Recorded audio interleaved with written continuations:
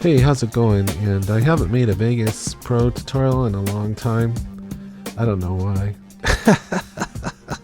Anyway, I thought it would be fun to do just basic compositing to show you. I've done some similar videos in the past, and really the key to this is that how well you do the mask. And that's really the secret. Well, there's some other things too, but to just do this to make my life easy, I do have a clip. I'm just using this photograph. So I'm just gonna pull this down to the timeline. So this is just intro to basic compositing in Vegas Pro. Okay, so we got 3 tracks, and I'm pulling this still image to the bottom track.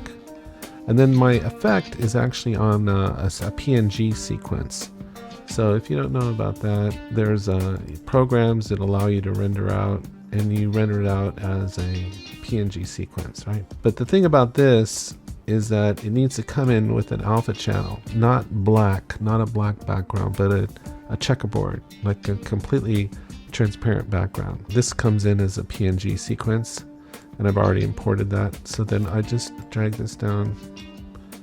This thing always frustrates me. Here we go. Okay, here we go. And so the effect goes on the middle track. Now, I messed up already because this is a different aspect ratio. Vegas is wanting to use this. So you know what I'm gonna do? I'm gonna close out of all this and start over. Okay, so we're just gonna go import media, and let me just go get my video here. So I'll come into video. I'll get it going here. You'll see. Okay, so here's my video, and I'm gonna bring that in and drag it down to the timeline. Okay, and this is the setting that I want Vegas to match. So that's my 1920 by 1080.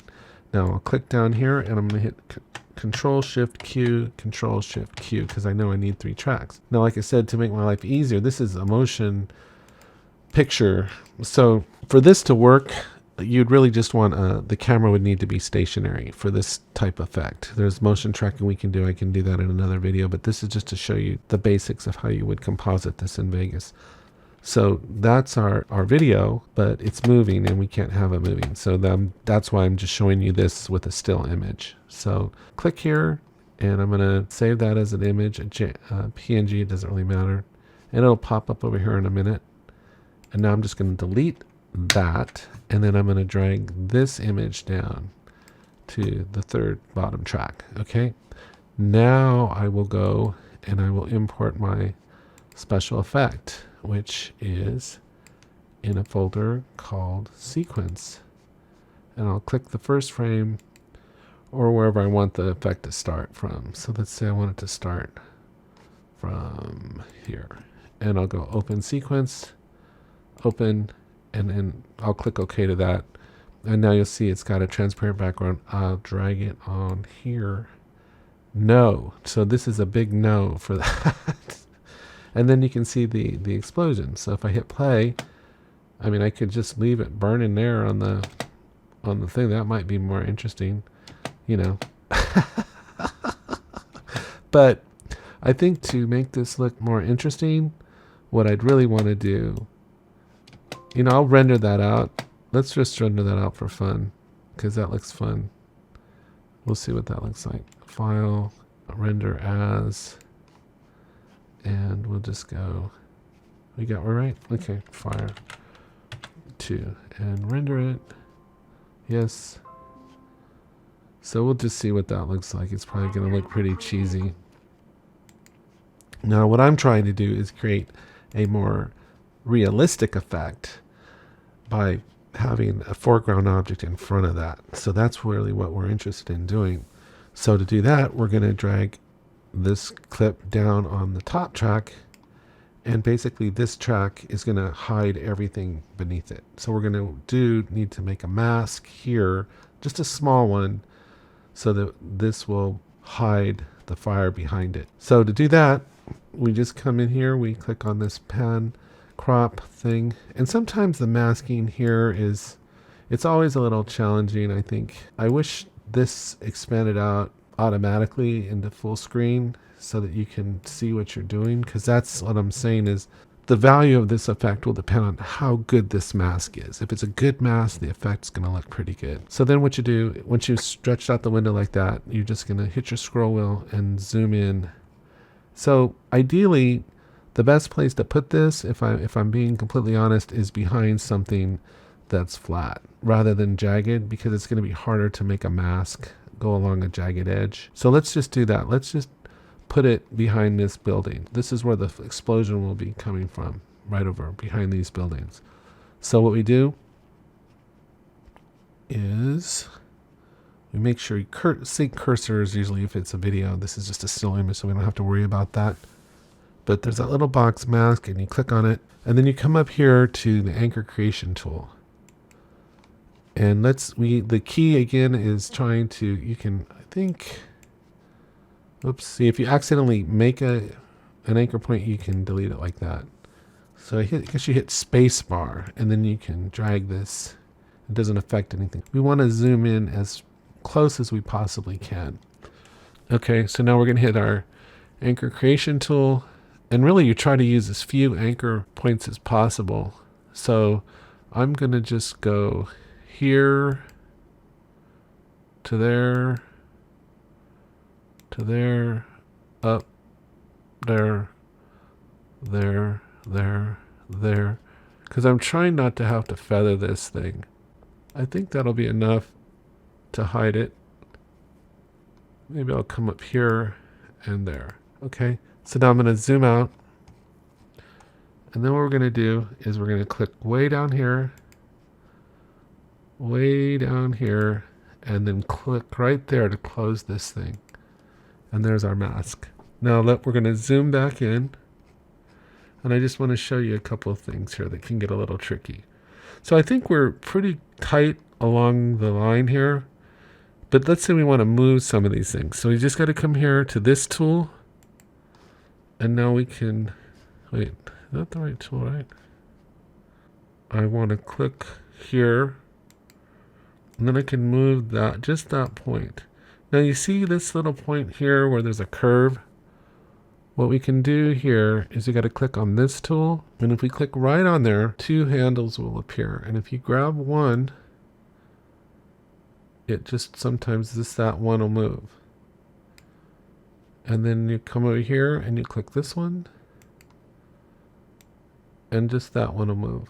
So you can really use this split tangent tool to tighten things up and get a nice tight line, because that's really what you want.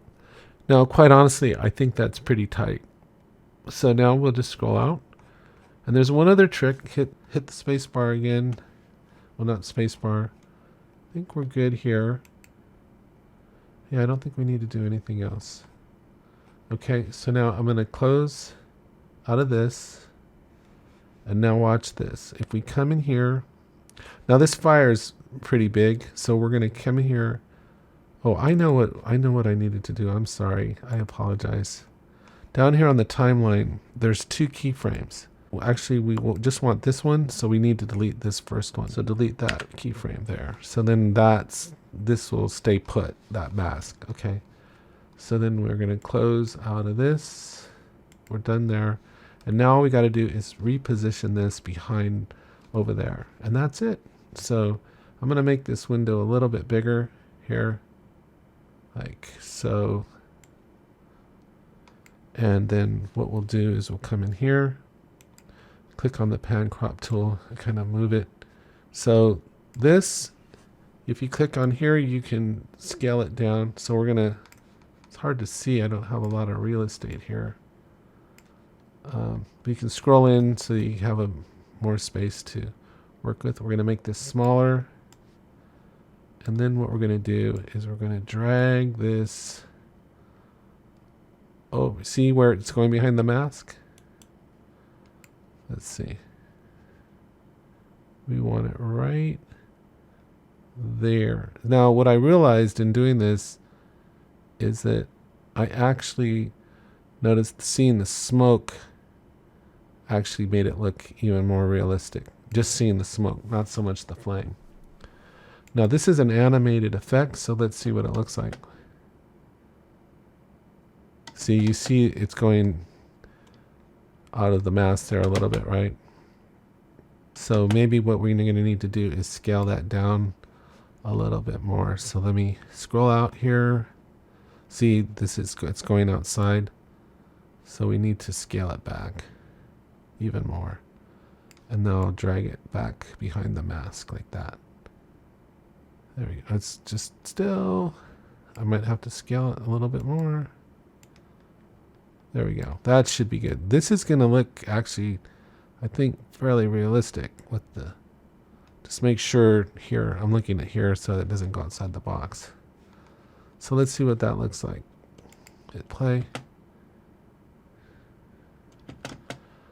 Oh, something's going on, and you know what's going on is our keyframe. So here again, we have the same issue. We got a keyframe here and a keyframe here. We just got to get rid of this first keyframe. Delete it. And now our keyframe will hold. So the only issue we're having right now is the flame is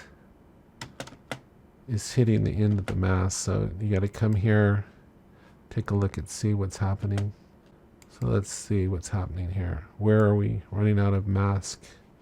Oh, it's running right off the top of the, is it running right off the top of the screen?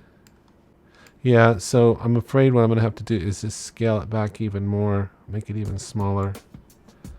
Well, that's not the end of the world, so I'll just, but I made another keyframe, so I'm going to delete this one. Okay, let's take a look at that and see if we run out of real estate. Yep, I can trim that part in the beginning. So from right about,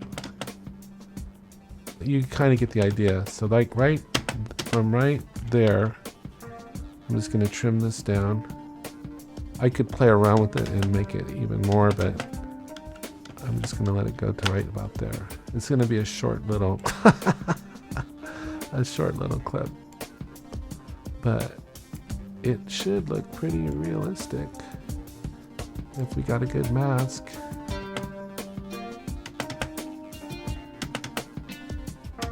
That's a really short clip, but you kind of get the idea. Now if we wanted to, we could go into the effect itself and add a curve, and then we could adjust it to better match the lighting in the scene. So we could bring it up or down, maybe up a little bit, and maybe darken it up. Maybe it should be a little, it would seem to be a little lighter, huh? Whatever, you get the idea. So that's how you do it. It's just some finagling, but I think you can end up getting a pretty good effect if you have a good mask. And that's all I had today. I hope you found this helpful. Take care and have a great day.